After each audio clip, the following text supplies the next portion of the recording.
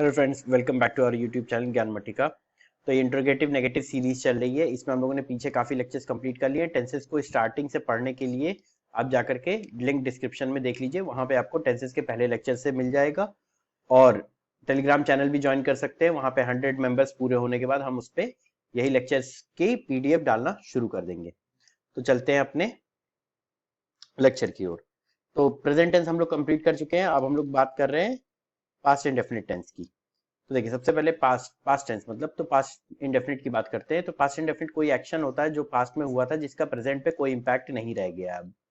तो इसका स्ट्रक्चर क्या होता है? डिड, फिर सब्जेक्ट, फिर नॉट, फिर वर्ब की फर्स्ट फॉर्म, फिर ऑब्जेक्ट।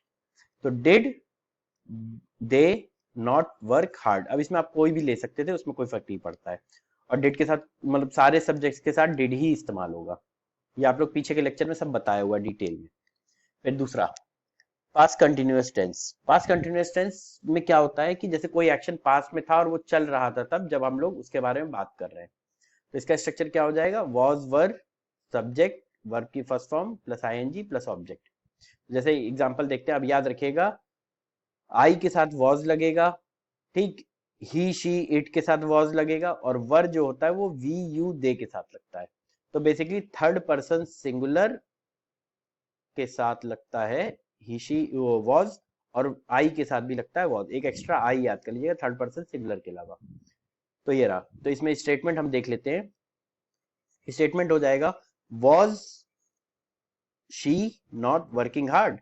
और फिर दूसरे स्ट्रक्चर में देख लेते हैं, दूसरे में क्या हो जाएगा? Were you not working hard. ठीक, फिर चलते हैं। देखिए, अब इसमें फिर से स्टेटिव वर्ब का कॉन्सेप्ट आ जाता है। ये कई बार मैं डिस्कस कर चुका हूँ पीछे के लेक्चर्स में, तो वहां आप देख लीजिएगा। बस ये याद रखिए, स्टेटिव वर्ब के साथ आईएनजी नहीं लगता, और स्टेटिव वर्ब्स की लिस्ट पीछे के लेक्चर्स में मेंशन है। तो एक स्टेटमेंट देखते हैं, was Nidhi not sleeping while Tarun was working hard. क्या निधि नहीं सो रही थी जब तरुण बहुत मेहनत नहीं कर रहा था? वैसे ऐसे कोई बोलता नहीं है, लेकिन फिर भी मैंने ये एक स्टेटमेंट बना दिया ताकि आप लोगों को समझ में आए। डिड आई नॉट सी, देखिए सी स्टेटिव वर्ब है, इसका सी इंग कहीं भी आप नहीं पढ़ेंगे, क्योंकि सीइंग गलत होता है। ठीक है, तो सीइंग जब गलत होता है तो इसलिए हम लोग क्या करते हैं, आईएनजी फॉर्म इसके साथ नहीं यूज करेंगे। तो इसको हम लोग पास्ट कंटिन्यूअस को हम किस में बदल देते हैं? पास्ट इंडेफिनिट में।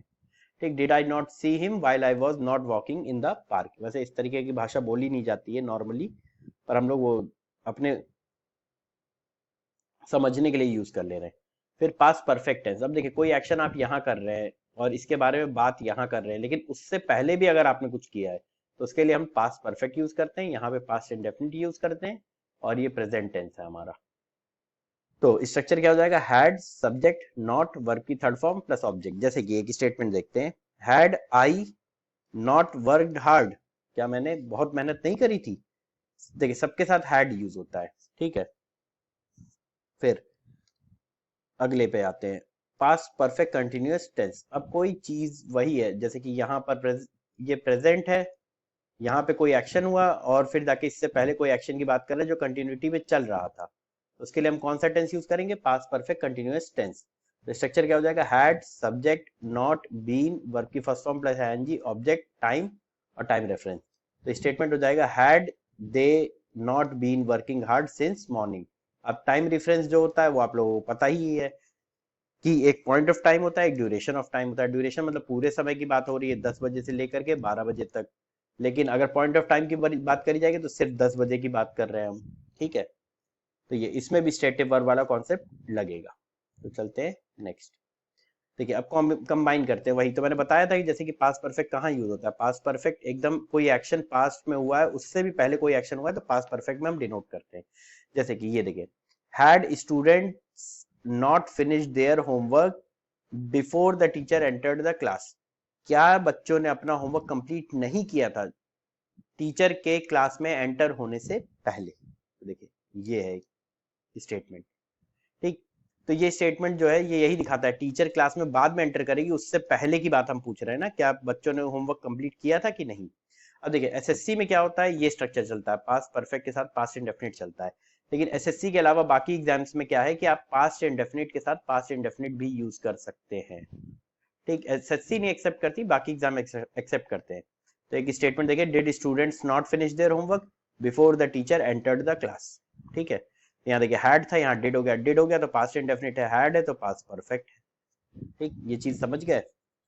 तो ये चीज आपको पूरा डिटेल में सब कुछ बताने के हो गया। अब कल हम लोगों का फ्यूचर टेंस होगा। तो अगर ये लेक्चर आपको अच्छा लगा तो लाइक करिए, कमेंट छोड़िए, अपने दोस्तों के साथ शेयर करिए, उनको बताइए फ्री लेक्चर्स के बारे में, सब्सक्राइब करिए चैनल को, बेल आइकन दबा दीजिए ताकि आप नोटिफाई हो जाए जब भी नया वीडियो आए। Thank you.